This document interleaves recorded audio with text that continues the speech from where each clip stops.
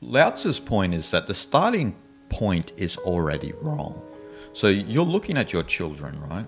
You're looking at your children, and your perspective is that they're uncultured beasts. Now that is a Confucian and a Christian mentality. Because you're a sinner, you ought to be cultivated and you ought to be moral according to whatever system it is. Here I'm speaking primarily about Confucianism and Christianity.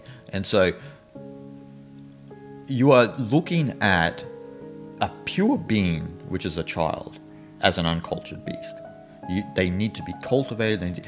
And we base our perception of that, if, you know, say if we have a child and the child's running around crazy, this and that, it's a kid. That's what kids do. Yeah. They don't need a form of cultivation. Like, they're going to get older and then they're going to grow out of that. Rarely do you see an adult running around the streets like what a crazy person. You don't see that because the way people grow and evolve, they grow out of that. It's just that's the beauty of a human being growing. And so Lao Tzu's perspective of the unhewn wood, of sticking to the natural, is that you don't need to cultivate anyone. We are not uncultured beasts from birth. We are nature and we are fundamentally good. And ironically, that's what Mencius used to teach. And Mencius is considered a Confucian, but it's a departure from Confucius's mentality, where Confucius believes we are beasts from birth. And this is what a lot of people don't. A lot of people, you know, wax lyrical about Confucius being this wise guy and this and that, and they don't even understand Confucianism. Confucius believes that we are beasts from birth. He doesn't have a high opinion of women, so forth and so on. He would not have a place in society in this day and age because his perspective of life was essentially crazy. And Lao Tzu knew this, Zhuangzi knew this, and then they offered advice on how to detach and dissociate from that form of self-cultivation and socialization. And so your starting place is wrong, you see. And so that's what's happened in Far East Asia. That's what's happening everywhere in the world. The starting place is wrong. This kid needs he needs to learn this and this and that. And it's not that the cultural information is wrong. The cultural knowledge that's passed down from generation to generation can help.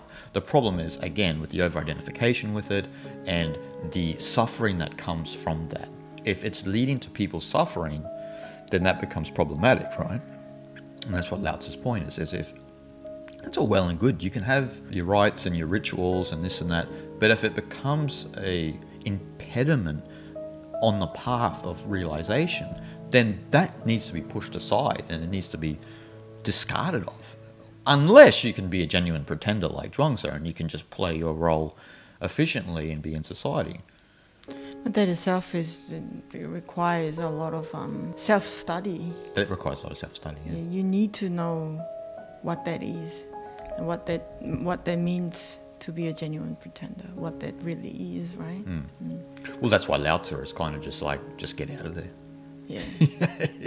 You know, just get out of there and finish it all together. Finish it all together. Yeah, it's probably a more practical approach in some sense than Zhuangzi's. And for those individuals, that way it would be much easier, right? Yeah, of course. Yeah. Well, the thing is that what people need to understand is if you understand the Tao Te Ching and you understand really what it's saying, then you begin to act and behave from that place anyway, because that's the way of nature. You have two choices. You can align with socialization and whatever society is telling you that you should do and so forth and so on, or you can align with the way things actually are.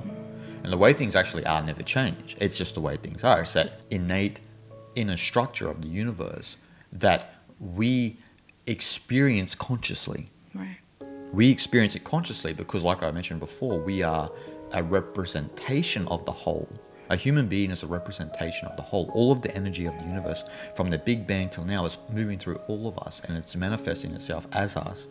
And so that's the point, is to come back to that place. And so the way things are is always going to be the way things are. The way society is and culture and that is, they're always going to change.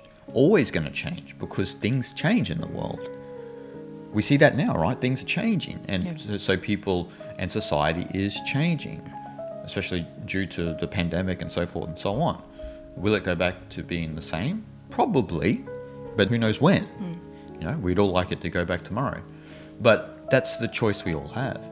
And so the Tao Te Ching is an opportunity to move back into that direction and to come back into alignment with the way things are.